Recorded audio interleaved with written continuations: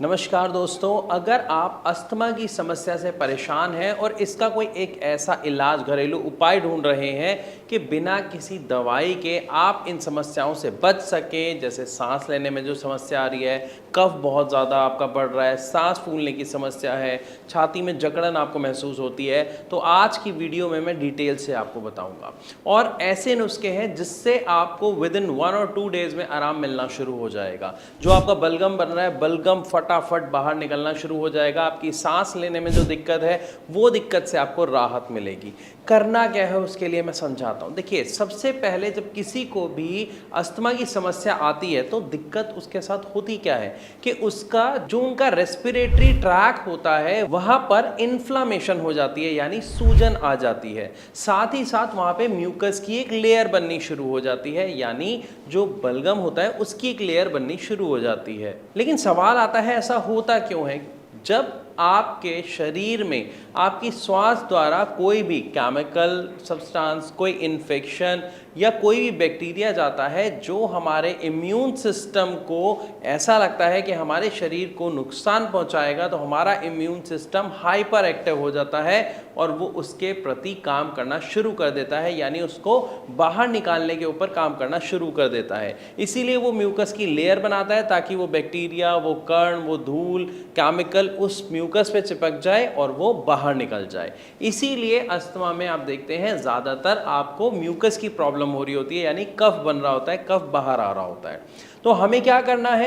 हमें सबसे पहले अपने इम्यून सिस्टम को बैलेंस करना होता है, क्योंकि आपका इम्यून सिस्टम हाइपर एक्टिव हो रहा है, यानी आपके शरीर में कोई ऐसा सब्सटेंस नहीं गया लेकिन आपके इम्यून सिस्टम को लगा, तो वहां से वो क्या होगा, उसे बाहर निकालने की कोशिश करेगा, जिसकी वजह से आपको सांस लेने में दिक्कत, सांस लेते वक्त छाती में से सीटी जैसी आवाज़ का आना, छाती में जकड़न होना, सांस फूलना, ये सभी दिक्कतों का सामना एक व्यक्ति को करना पड़ता है। अब इसका सॉल्यूशन क्या है? सबसे एक पहला सॉल्यूशन आपको ध्यान रखना है कि अगर आप मौसम में जैसे ही हल्की सी ठंडक महसूस करते हैं तो आप गुनगुना पानी पीना शुरू कर दीजिए। ये एक ऐसा रामबाण है कि आपको कफ की प्रॉब्लम है तो इसे आप तुरंत खत्म होता हुआ देखेंगे, और अगर नहीं है तो आगे होगी ही नहीं, क्योंकि गुनगुने पानी के पीने से आपका जो म्यूकस है वो डाइल्यूट होता रहता है और निकल जाता है।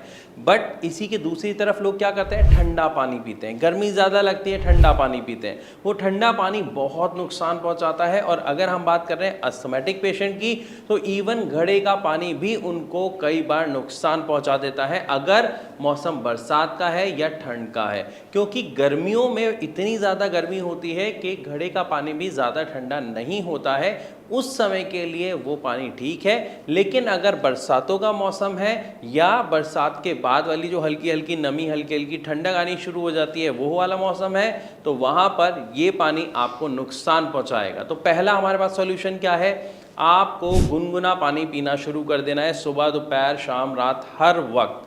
ये आपको बहुत ही आराम देगा और आपकी समस्या को कम करने में सहायक होगा। इसी के साथ आपको एक चीज़ का सेवन करना है और एक चीज़ का सेवन बंद कर देना है।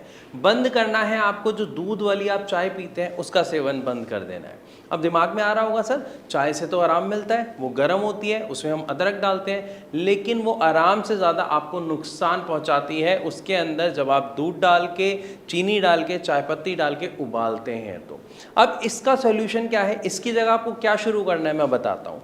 आपको सेम जैसे आप चाय बनाते हैं वैसे ही आपको पानी लेना है। उस पानी में चाय पत्ती की जगह 2 इलायची कूट के डाल देनी है, या बिना कूटे भी आप डाल सकते हैं। इसी के साथ 1 लौंग डाल देनी है, 2-3 पत्ते आपको तुलसी के डाल देने हैं, और साथ में जैसे आप अदरक डालते हैं चाय बनाने के लिए वैसे आपको अदरक डाल देनी है। इसको आपको अच्छे से उबालना है, और मिठास के लिए आपको इसमें गुड़ का प्रयोग करना है। आप चाय की जगह इस चाय को पीजिए, यकीन मानिए आपके अस्थमा में आपको बहुत आराम पहले ही दिन से मिल जाएगा। ऐसा क्यों? क्योंकि तुलसी के जो गुण हैं, अदरक के जो गुण हैं, काली मिर्च के जो गुण हैं और लौंग के जो गुण हैं, ये वो गुण हैं जो आपके एयरवेज में बैक्टीरिया इन्फेक्शन को ख़त्म करते हैं, साथ ही साथ आपके एयरवेज में आई हुई इन्फ्लामेशन को कम करते हैं, ख़त्म करते हैं, जिसकी वजह से न केवल आपका म्यूकस यानी बलगम बाहर निकल जाता है, बल्कि आपको सांस लेने में जो तकलीफ होती है उसमें बहुत ही अच्छा आराम भी मिलता है। ध्यान रहे, अगर गर्मियों का मौसम है तो इस चाय का सेवन केवल एक बार करें, लेकिन अगर मौसम थोड़ा सुहावना है, ठंडक है, तो इसका सेवन आप 2 बार कर सकते हैं। इसी के साथ एक तीसरा उपाय बता रहा हूं, रात को सोते समय भाप जरूर लें। भाप कैसे लेनी है ध्यान से समझिएगा। आपको एसी में बैठ के, पंखे या कूलर में बैठ के भाप नहीं लेनी है, और भाप लेते वक्त आपका चेहरा पूरी तरह टॉवल से ढका हुआ होना चाहिए। जिस पानी की आप भाप ले रहे हैं उस पानी में आप तुलसी के पत्ते ज़रूर डालें। अब क्या होगा, जब आप भाप लेंगे, जो वो धुआं आता है, जो भाप आती है, उसको आपको नाक से लेना है और मुंह से छोड़ना है। कुछ टाइम ऐसा करने के बाद आपको मुंह से भाप लेनी है और नाक से छोड़ना है। इससे फ़ायदा क्या मिलेगा कि जो भाप के साथ उस तुलसी के गुण आपके अंदर जा रहे हैं, जो उसके अंदर एक सब्सटेंस होता है, एक ऑयल होता है, जो आपके श्वास द्वारा आपके लंग्स तक पहुंचेगा और अगर कोई भी इन्फेक्शन आपके अंदर है उसको ख़त्म करेगा। साथ ही साथ जो इन्फ्लामेशन हो रही है उसको सूत यानी उसको ठीक करेगा, और आपके बड़े हुए जो म्यूकस की प्रॉब्लम है, जो बलगम की समस्या है, उसको ख़त्म करेगा। अगर आप ये 3 उपाय कर लेते हैं तो आपको अपने अस्थमा में बहुत ज़्यादा रिलीफ देखने को मिलेगा। लेकिन ध्यान रहे, अगर आप ये कर रहे हैं फिर भी आपको रिलीफ नहीं मिल रहा है तो यहाँ अब आपको एक सही ट्रीटमेंट की ज़रूरत बहुत ज़्यादा है, क्योंकि आपकी समस्या काफ़ी ज़्यादा बढ़ चुकी है। वरना इन उपायों से ज़्यादातर लोगों को आराम मिल जाता है। और अगर आपको ट्रीटमेंट से जुड़ा कोई सवाल है या कोई भी ऐसा प्रश्न है जो आपको परेशान करता है, उसके लिए आप नीचे दिए गए नंबर पर कॉल करके भारत होम्योपैथी के डॉक्टर से बात कर सकते हैं, अपना सवाल उनके साथ शेयर कर सकते हैं, या फिर आप अपने सवाल को कमेंट के द्वारा हम तक पहुंचा सकते हैं। मैं आशा करता हूं ये वीडियो आपके लिए काफ़ी फायदेमंद रही होगी। अगर ये वीडियो आपको पसंद आई तो इसे लाइक ज़रूर करें, इसे ज़्यादा से ज़्यादा शेयर करें, ताकि जितने भी अस्थमैटिक पेशेंट्स हैं उनको आराम से रिलीफ मिल सके और वो एक नॉर्मल और हेल्दी लाइफ जी सकें। ऐसी और वीडियोज़ के लिए हमारे चैनल को सब्सक्राइब करना बिल्कुल ना भूलें। धन्यवाद।